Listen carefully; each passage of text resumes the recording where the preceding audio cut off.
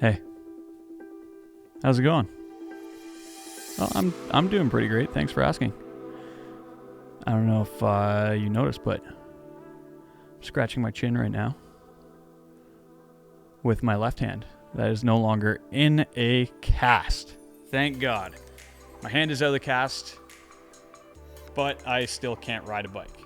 I'm not totally out of the woods yet, but I'm feeling much better. My wrist is getting there every day. My finger is still pretty swollen, but it's getting there. So with my added free time, I figure I might as well get more into the film production side of this channel and talk a little bit about GoPros. So the GoPro Hero 9 launched last month, and it's an incredible camera. But like many of you, I can't afford it. So in this video, I'm gonna go through 5 tips on how to make your mountain bike edit that much better with your current GoPros. But before we do, I'm gonna show you an edit that I made with a GoPro and an iPhone a few weeks ago.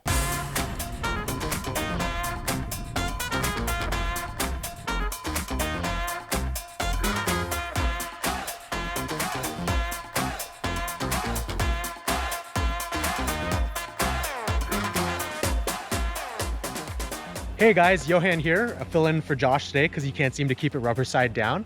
But we're at Chesty Lake and we're going to be doing a trail preview of their signature trail, Runway. Chesty Lake is a beautiful trail center here in the heart of Dundas that features mountain bike and hiking trails as well as a nice beachfront if you're looking to do a barbecue or have a picnic with your family. So let's get going.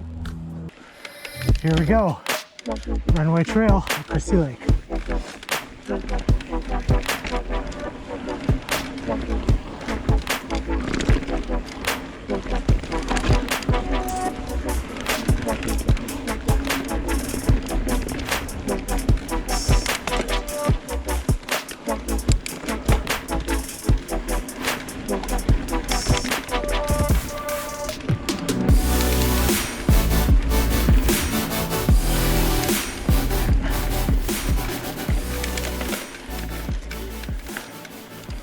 Hey guys, so here we are at the signature move of the Runway Trail right here.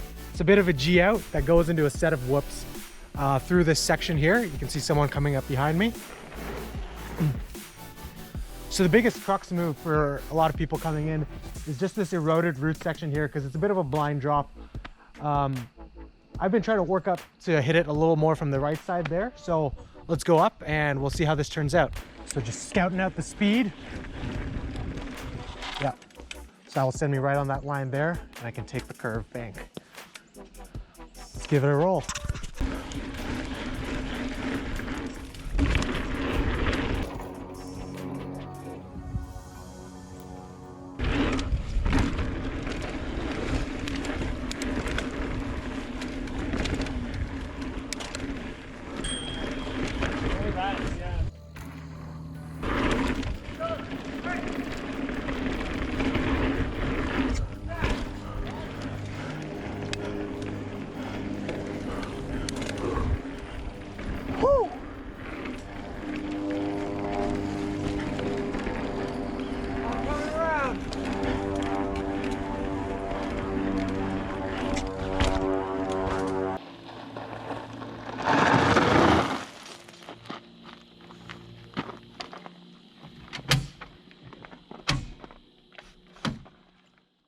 All right, so obviously that wasn't me doing any of the riding in these videos because my hand was still in a cast at the time, but there's probably one constant you noticed in that video, and that's that we shot all of the GoPro footage from the Chesty. In fact, I have one on this very nice looking mannequin right here. A lot of people when they get their first GoPro are gonna wanna experiment with where they're gonna mount it. They'll try it on their handlebars, on the seat post, even on a chainstay or on a crank arm, because it gives a unique angle that most normal cameras can't get. The only problem is that they won't edit those clips together into a sequence that's a little easier to watch. Just think about trying to film an entire edit with a GoPro mounted on a handlebar. You've probably seen them before. It's super shaky, even with the stabilization built into the cameras now. And mountain bike trails don't go straight. So that means the handlebars are never gonna be going straight and the camera's gonna be doing this, just left and right and up and down all over the place, which is probably going to make your audience a little bit sick and want to click away from your video. So another reason for using a Chesty is that it's the most immersive point of view.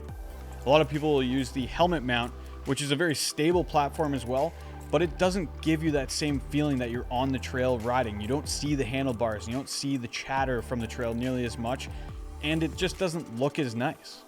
So a lot of times the GoPro is just angled too far down, so you can't see as much of that horizon. Because a big thing that people want to see is they're going to want to see the handlebars, but they also want to see what's coming up next. So there's a few other things that we can do to make your GoPro footage look that much better.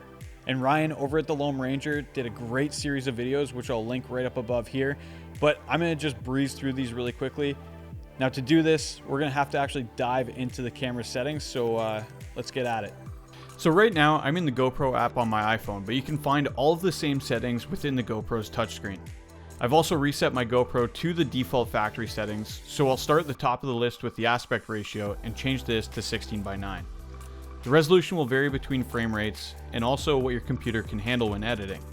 But for the best quality, I always go for the highest resolution possible, which on the Hero 7 Black is 4K. Next up is your frame rate. 24 and 30 frames a second are the best frame rates to use if you're not going to be slowing down your footage at all. Higher frame rates we generally only use to slow down any action. Playing 60 frames a second in real time doesn't look quite right to our eyes. Field of view we can change to super view.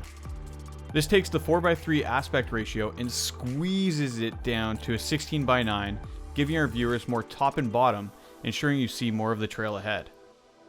Video stabilization is on, Pro Tune on, shutter speed at 1/48 of a second, more on this later, ISO minimum 100, ISO max 800.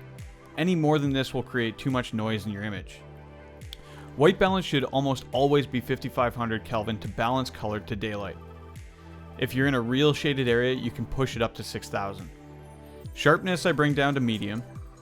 Color I change to flat. This gives you the most detail in the highlights and shadows, so you can add color back in later on. And finally, I change the audio mode to stereo only. This keeps the front mics active and cancels out the wind reduction mics. More on audio in just a few seconds. All right, so tip number 2 is something that I'm excited to already see implemented throughout the mountain bike community, and that's using some kind of sound diffusion. So whether it's a foamy like this or a cut up dead cat that you use and stick on your GoPro, again, Ryan's video will show you that. These things will just allow you to hear more of what's going on around you.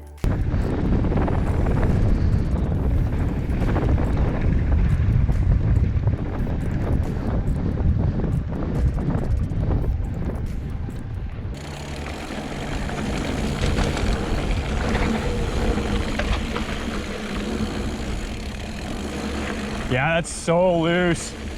Something that I learned back in film school is that sound is 70% of any video. To really get immersed in the content that you're watching, you want to hear the things that are going on around that subject matter. So in our case, mountain biking, you want to hear that trail chatter, and you want to hear the roots and the chain slap. You want to hear the berms getting just destroyed as you're railing corners. You want to hear any whoops and hollers or anything like that on the trail. These are things that bring you into it and actually allow you to relate more to that story. Tip number 4, ND filters. Now these guys aren't totally necessary and they're a bit of a cherry on top to your production value, but it's just gonna add a little zest that your audience probably won't know right off the top of their head what's a little bit different about your video, but subconsciously they'll actually appreciate it. We're used to seeing movies at 24 frames a second, and these little smart cameras can shoot 24 frames a second. But in the automatic settings, it will jack the shutter speed up way high, and we want to bring that shutter speed back down to give a natural motion blur. Now there's a few things that natural motion blur does to your image. First off, it just looks nicer. But second off, it actually makes you look like you're riding a little bit faster than you actually are. Now there's a little stipulation when using ND filters, and that's that you want to use some kind of a gimbal unless you have the latest Hero 9, which again, I haven't actually tested yet. But if you aren't using a gimbal, there's gonna be too much motion blur from all of the banging around that you're gonna be doing on the trail, and it's not gonna look quite as nice. So if you're gonna use these guys, make sure you also use a gimbal in your shot, but we'll make it look much nicer. The other time that it looks a lot nicer is when you're actually introing your video and doing a little vlog section here. Again, it's something that's very subtle, but will look a lot nicer in the final product. All right, we have finally made it to the end. We are at tip number 5. Now this one's probably the most important tip that I can give you, so I hope you made it to the end of the video. But this is something that's been covered heavily across YouTube for the last few years, and realistically, it's basically what filmmaking is. Now I'm not going to say what it is because there's a whole bunch of people that I may have screen recorded to highlight this point. Story is golden. Story sits atop of that gigantic pyramid that is filmmaking. Storytelling. Today we're going to talk all about storytelling. Story is king. In every decision you make as a filmmaker, you have to always bring it back to the story. If you want to tell a cinematic story, So we all know the most important part of a good film is a good story. And in the story department, we take all our ideas and we give them a shot. And now this goes without saying that you have a good story, and I didn't want to get into story because of course story is so important. You can have the crappiest camera ever, you can shoot your whole thing on an iPhone, which actually iPhone's getting, I just got a text. I think I made my point. Story is so important, even to your mountain bike edit that might only be 2.5 minutes long. Chances are if you're watching this video now, you're not a pro mountain biker, hucking yourself off 2.5 story building size cliffs or traveling to epic locations. And if you are one of those pro mountain bikers, awesome. Drop a comment below and glad you found my video. But if you're not one of those guys and you don't have it in your blood, kind of like me, and you're just showing off your local trails, you got to find a way to make people relate back to your content. And that's pretty easy by using story structure. So what is story structure? Well, it's pretty easy. I'm glad you asked. Story structure starts off with your introduction, moves on to your inciting incident, then up to your rising action, your climax, your falling action, and then your conclusion. So all of these things together will actually build your mountain bike edit and build that relatable story that you want to tell. All right, let's break it down a little bit further and talk about the introduction. So the introduction can take various forms. Let's talk about how BKXC does his videos. He starts off by talking about the trail network and the organizations behind the trail networks that he's riding. He talks about how they've been working hard to raise money for whatever organization and trail network that they're at, and then heads out with some of the volunteers that might even be a part of that organization. It might be something a little bit different. It could be you talking to camera about how it's your local trails and you're going to clean up a little section that you've been working on for a while that you're a little bit rusty on, or something that maybe you haven't even sent it off of yet. It's just a feature that you're working on. Then you can head into your inciting incident and your rising action, and these can take various forms as well. The one that I like to look back on is my Godzilla drop video. So in that video, the rising action was obviously me talking about how I had never done this drop. I had always rolled it because the drop was so intimidating for myself. Again, I'm a hack rider. So then it gets to me actually rolling up to the feature. I look at all the different angles and try and figure out what my best line of approach will be. Steve kind of talks me through it a little bit further, and all the while it's building anticipation.